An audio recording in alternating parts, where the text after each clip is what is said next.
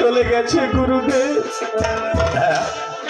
এখন আমাদেরকে কে দেখবে? কেন রে বাবা, টাকা মনে চলে গেছে তাতে কি হয়েছে?